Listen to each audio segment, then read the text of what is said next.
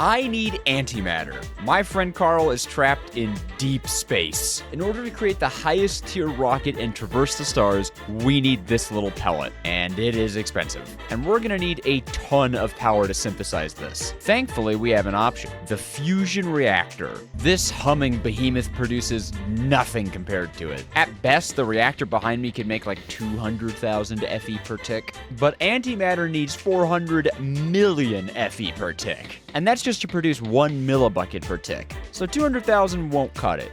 Thankfully, fusion reactors have us covered. Problem is, to think about antimatter, we need a supercritical phase shifter. And that needs super compressed helium. Remember that from last episode, how long it took? Yeah, we need a stack.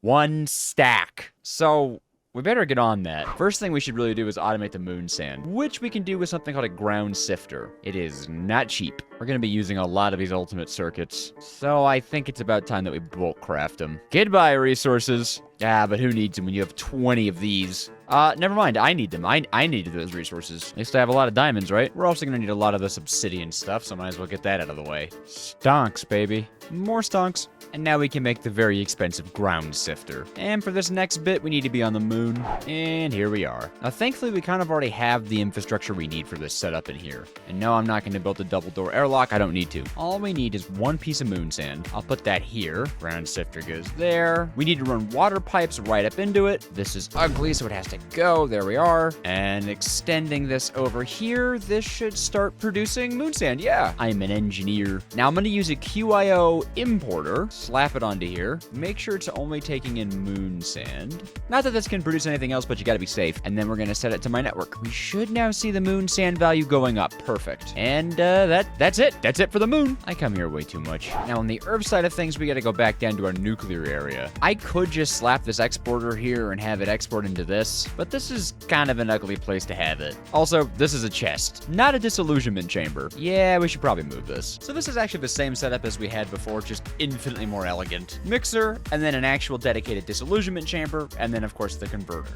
Now this exporter, pretty easily I'll put back here, and this is going to take moon sand out of our system and put it in. Issue is we don't have any sulfuric acid here, and it would be a pain to route everything from here all the way through here. Good thing we unlocked a fix for that. A quantum entangleporter is what we're looking for, which we first need a tesseract for. These are definitely not the cheapest of things, and I think we need 2 of them, but they are going to be very worth it. These fellas can transport anything, anywhere. They work like QIO. They've got systems, and they connect to each other. They're pretty cool. For this fella, I want it to have an input of fluid on its side. In fact, it should just input all sides fluid, and I want it to be able to move gases as well.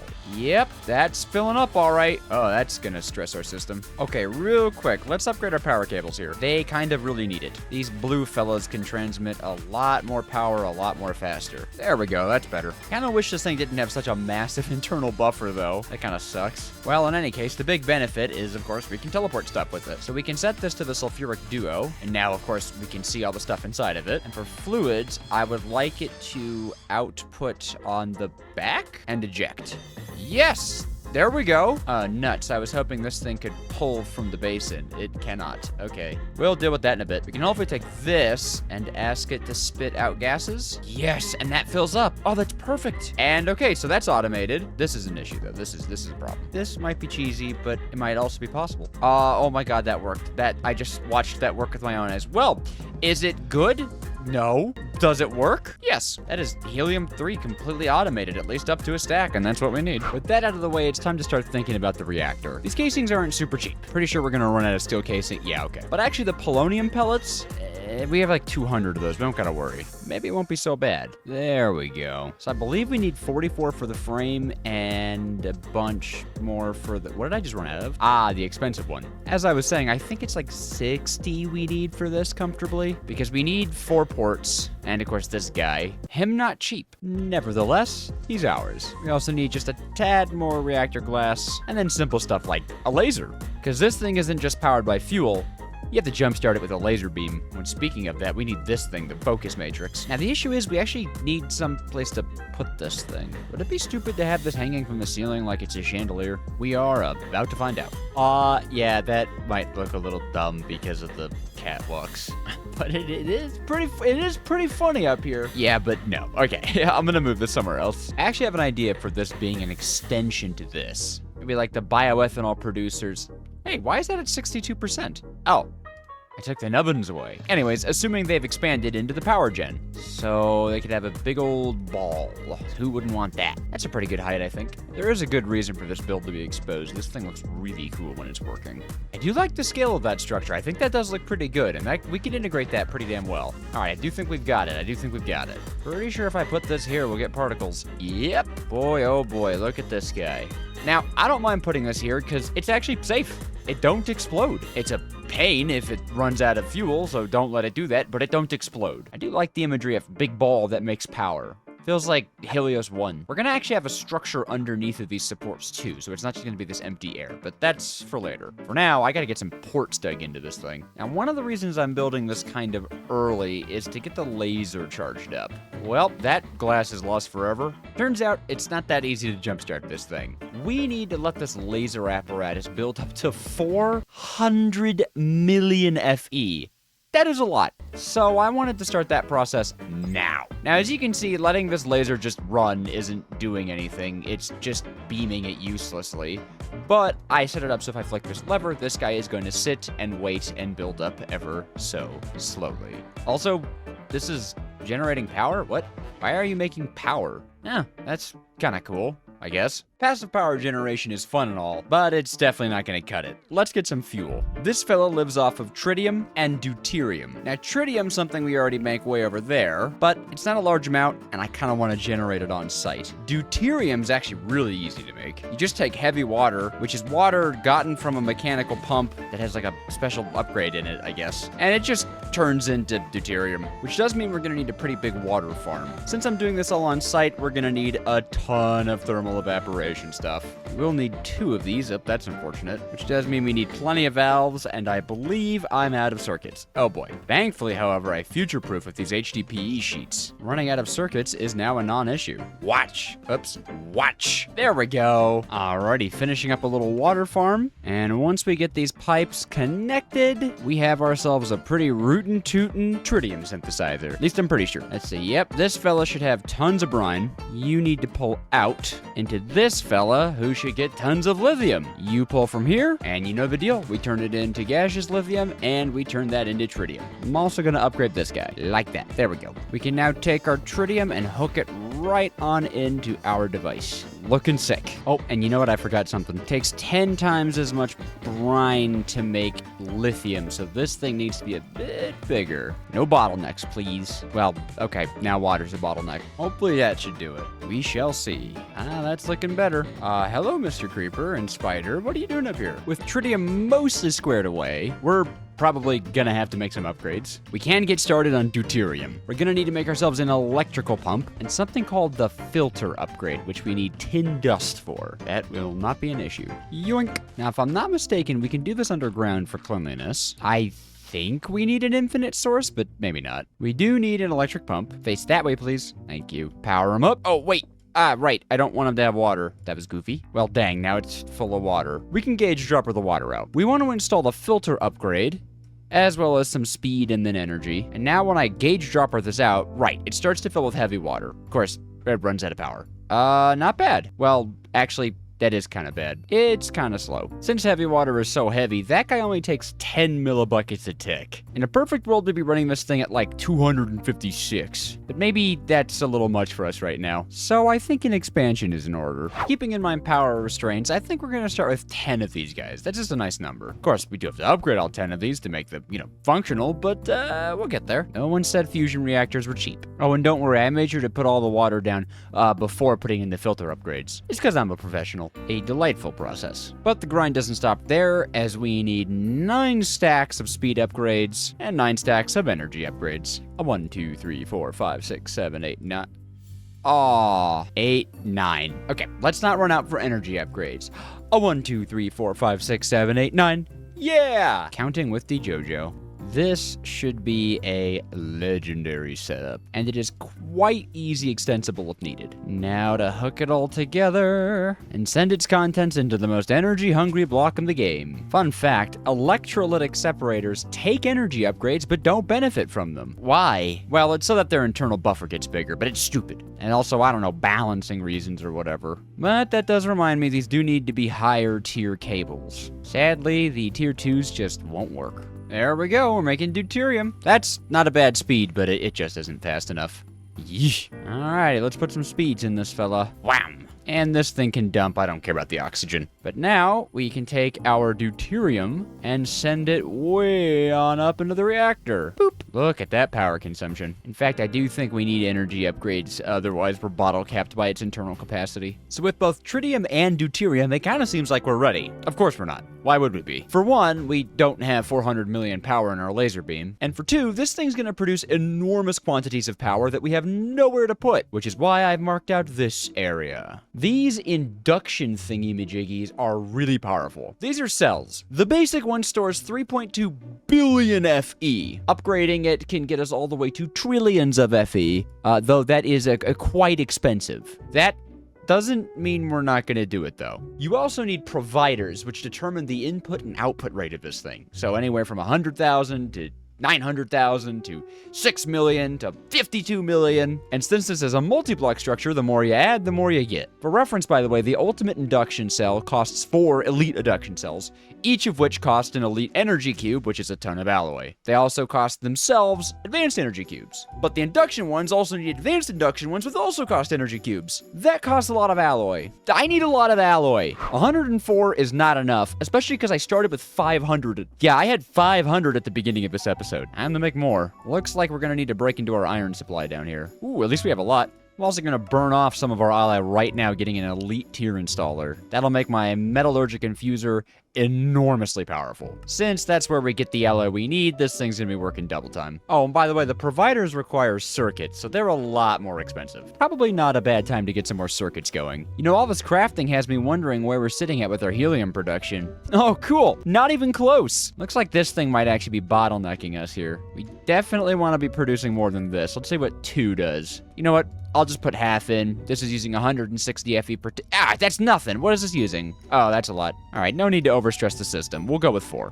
As long as this recipe moves faster than a mixer can, we're fine. Oh, honey, the circuits are ready. Although in all actuality, we should probably make some more. That's more like it. And just a little bit more alloy for fun. So to do this, we're gonna need an absolutely obscene amount of energy cubes. But realistically, this first one's the most important. We need a lot of these steel casings and a lot of energy tablets. Oh my god, I'm out of brass. What kind of Create Mod player am I? I've been so roped into the throes of Mekanism. Well, I'm fixing my mistake. Feeling a lot better about myself now. These energy tablets require a lot of gold, a lot of alloy, a lot of redstone. I mean, you know the deal. And thankfully, they don't stack, because why would we want that? We're probably gonna want to ore process our gold here. This is actually gonna turn into an enormous amount of it. Oh my god. Pretty much just gonna keep crafting these until I run out of resources. Because every tier requires 2 of them. Why? Oh, well, actually just about ran out of gold. Okay. 53 energy tablets is really not a lot, but it's what we got. I can start making some of these basic cubes to work with. Why don't we start with storage? Oh, yes. Lithium dust. What, you thought after all that grinding we were ready? No. We need to grab ourselves another chemical crystallizer, because the only way this train is leaving its station is with lithium dust. Thankfully, that's not a massive burden with what we have. And this will be a temporary thing, but we can attach the crystallizer right onto the condensator, because we need the gaseous version. And obviously, we're going to give this guy some juice. And ever so slowly, it'll convert into lithium dust. I'd like it to go faster than ever so slowly, so we're going to speed this up just a little bit. We're going to go a little bit more than that. Temporary as this is, I'm just going to have this thing eject items right into this chest, and we can get started. Let's just see how far we can go. At least these stick. Oh, that was it, because of the energy tablets. Is this what insanity is? Got plenty of gold running through ore processing, so we should be back on track there. But redstone, I'm nervous about. I don't think we're gonna have enough, which means we have a bit of an odd choice to make. How do we want to farm it? There's the copper dust, cinder flour, nether wart recipe, which is pretty good. Or there's the potion of strength into cinder flour recipe, which is also pretty good. We're gonna go with the strength potion recipe. It's way more efficient, and I love potions with Create Mod. Also, generating that blaze powder is gonna be really cool. And I'm thinking we put it in the windmill to finally give this guy a use. This poor guy has sat here empty for ages now. Well, it's time to change that. That is a lot of clay and flint. This reminds me of the old spleef era. God, I love spleef. Honestly, I have no idea why I didn't clean this wheat farm out sooner. It is not hooked up to anything. We don't need this farm to be so big anymore, so I'm just gonna bring everything down to this bottom layer here. Or, you know what? Actually, it'd be funnier to leave it all up here. I suppose I should add for context that we're doing this because we need nether wart. You know, for potion making. We shouldn't need a whole lot of this stuff since it makes an entire bucket. Actually, does it make a bucket? Yep, that's a lot. So one layer is gonna be more than enough. Hey, you're not redstone. Wrong powder, dude. It didn't even drop any. In order to get this stuff down, we're gonna need a long line of chutes, which we somehow need to angle into a basin. I think I have a cool idea for that. I put a mechanical arm here. No. Looks like we need a temporary block there, mechanical arm there, and then I take angled chutes. I feel like it would be cool to have a mechanical arm upside down off of that. Problem is, you can't place mechanical arms on targets. What if I use a piston? Oh, cool. And that does look really neat, actually. Oh, another warp. But now what we could do is have a depot right here, and then the mechanical arm will take care of the controls, and it just looks like this really sick line. Although, we should probably make it look a little bit more connected, which I think we can do really cool with the girders. Yep, that actually looks really sick, I think. Now all we have to do is set up our mixers. We obviously want smart pipes here. This guy is going to be our awkward potion mixer, and this fella's going to be our strength potion. And actually, I think both of these guys should be one off the ground. Oh, we don't have any blaze burners. No! Looks like we need to hire some more employees. I love this feature. Oh no. What are you doing up there, buddy? He's got his own... Oh! Tell no one. All right, employees, get to work. Also, the best part of this setup is that, I mean, just look at that. Just look at that. One cog here powers all of this goodness. No idea how we're going to deal with the pumps, though. We're going to use quantum entangleporters to transport the fluid I'm going to power these guys with. Actually, speaking of, they need their hats. So I'm going to set a biofuel network. Also, I have to replace this guy. He's kind of non-configured. Make sure he still has his inputs and outputs. No, it clears the inputs and outputs. Oh, really? Okay, hold on. Oh, shoot. That's a lot of nether wart on the ground. Wow. Okay, well, what if we place this fella first, and then it's the chute that we add in? What about that? That does not bridge. Oh, I bridged it. Oh, pixel perfect. Okay, cool. So this guy has his input and output. This thing functions again. Beautiful. Take your dang warts back. Might as well get this quantum entangleporter hooked in. Now we can just do this, because this has all our fuel in it. Eject fluids. Left and right.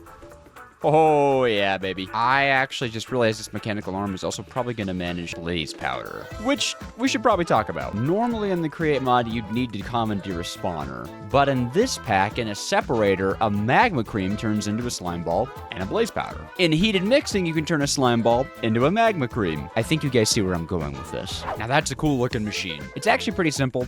Slime balls go into the basin, get turned into magma cream, outputted here, sucked into the separator, blaze powder comes out here, slime balls come out here, cycle repeats. I even have this guy filled with create pumps to get this copper casing to make it look better. I do have to go through the process of replacing this guy though. We do have to filter these now, but I think I can do it like this, which looks cool. And this guy's fully upgraded now. Ta-da! Just a few last touches needed. And here they are. I was gonna do a proper netherrack farm, but we have so much netherrack stored. This fluid encapsulator is the way we actually get our redstone dust, which I swore was a spout recipe, but I guess not in this pack. And then underneath of everything, we power these wheels, and we have a pipe moving the liquid in. Last touches really are to get this guy some components. Boop. And, power everything. And filter everything too. Alrighty, this will power the machines. Okay. Right, I had it set too fast. Oh wait, this guy's just facing in the wrong direction. Yes. Now mix. Yes. Now pump. Yes. Okay, cool. So that's already working. This guy's powered. Oh, it's so nice looking already. Now this fella we put a magma cream into. Make sure it can output on both sides and input on the bottom. Give this gentleman some power, like so. That is working, actually. Oh my god, are we doing it? Are we? Where's it going? This doesn't work. What? Oh no, I thought it would work. It works on belts. That makes me so sad. Aw. Well, the first thing I want to solve is the mystery of why no fluid. It's very much close enough. Actually, why is it not taking in fluids? Oh no. The potion of strength from Create is different than the potion of strength this thing wants? Well, what do I do about that? Actually, what do I do about that? Well, I just spent like an hour in Cube.js trying to fix this. All I ended up doing is making this really broken looking recipe, but it works now for some reason, and I don't know why. But I did fix it. It started working only after I did that. So, yay? In any case, we have to plug this thing into power. I don't know. I just wasted an hour of my brain space, but yay! That is a lot of redstone, a lot of fast. This doesn't work though, and we have to fix that. Easy fix, just annoying. There we go. That's all working happy like. God, I just melted my brain. But hooray, redstone. I honestly think we can just get away with using an importer here. And that's redstone flowing in. Very nice, very nice. Well, now we just kind of wait. I guess we should probably get this hooked up to the mainland, huh? That is pretty cute, actually. I hate to say it, but I kind of enjoyed building that. Am I getting better at building? Well, I built this path, which is more predominantly dirt, because I like the idea that this was just so unmaintained. And then I have this little bridge that I mostly copied from a YouTube tutorial, link in the description, but I edited it a little bit. Added these redstone lamps, because, you know, redstone farm. And we're all hooked up with a footpath to the mainland. No more swimming to get here. And we've already made 6,000 redstone. That is a lot more than I thought we were going to make. You know, for a brief moment, I'd forgotten I did all that just to craft more of these things again. Life was better. So we need 32 of these basic induction cells for one of the ultimates. At least we have a ridiculous amount of lithium now. Oh, they said it couldn't be done. Okay, so this is interesting. Mekanism components have some cool features to them. This is a basic energy cube. But if I'm not mistaken, if I craft a basic tier installer and then upgrade that into an advanced tier installer, I can upgrade this guy by right-clicking on it. Notice how neither of these recipes cost those stupid tablets. But I have to right-click all the cubes I want to upgrade by hand. What did I do to deserve this? What did I do to deserve this? Oh, honey, it's 5 p.m. Time to click on your cubes. 32 wasn't the right number. Silly Dejojo, I needed a whole stack of them. Oh, nuts, we're out of gold. And we're out of osmium. Looks like it's time for this guy to shine again. Everybody knows the Badlands is where the gold is at. Now, I don't know if the other biomes you'll go Badlands works for this, so I'm gonna head to the vanilla one nearby. Well, nothing left but to go on a big old mining session. Looks like I'll be doing my mining session for 1 hour, 40 minutes, and 31 seconds. Any guesses in the comments what I'm watching? These 2 blocks are the most expensive things we own. I am out of resources, but boy, are we gonna have a lot of power storage. Time to build the induction tower. For the multi-block, we just throw the providers and the cells inside of the build. It doesn't really matter. And as you can see, we have plenty of room to grow in case we need it. I really hope we don't. Hopefully we see particles. That's not good. Oh, I just didn't finish it. Yeah, there we go. Nope, no particles. Still unfinished. There we go. Trillions of FE. Trillions of FE. Oh boy. But I think that finally means we're ready to enable this thing. And we definitely have enough power in that laser. Yeah, 2 billion is more than 400 million, I'd say. This whole episode, we've been working up to this moment. Let's send it. Boom! What? It didn't start. Why didn't it start? Oh, what? What is happening? Should there be a noise? It's got plasma. Well, it's losing plasma. What if we increase the injection rate? I don't know, to 3. Oh, I forgot. The hall room, the most important part. Oh my god, I just wasted 2 billion FE! All I had to do was make this hall room.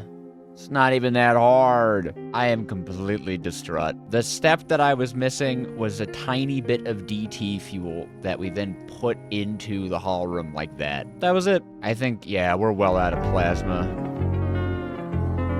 Okay, finally it built up. Nuclear power plant launch in the rain. And this time I am not going to forget to load the hall room. Please work. Yes! Yes, there it is. That's the thing we're looking for. Yes. I can take down this mess now. Oh, it's so cool. I love this thing. As you can see, it's already inputting about 260,000, which again is like the maximum of the other reactor we have. You know, I just realized bitrate's gonna tank with that warbling ball in this rain. Hold on. Nothing gets in the way of this moment. So we're gonna be able to build all the way up to about 400,000 FE per tick. But that's only because we're only injecting 2 millibuckets at a time of tritium and deuterium. And I'm pretty sure that's something we can keep up with here. I think we're making 100 deuterium per tick, but we don't want to blow stuff out, so I'm gonna just go to 50. Boom, much bigger rate. But that heat is gonna go crazy high, and our power generation is climbing into the millions per tick. Tritium is holding a very strong. Deuterium is similarly strong. It's a reactor rave. Oh my god, look at how much power we're making! All I have to do is slap a flex plug onto this thing and hook it into the network and oh my god! Obviously, this is the priority input, and I'll allow it to bypass for infinite. That's so powerful! This guy is gonna max out at 10 million FE per tick. Still not actually close to being able to produce antimatter at a great rate, but that's not, like, possible anyways. I'm so happy, I'm so relieved. Hey, our super compressed helium's done.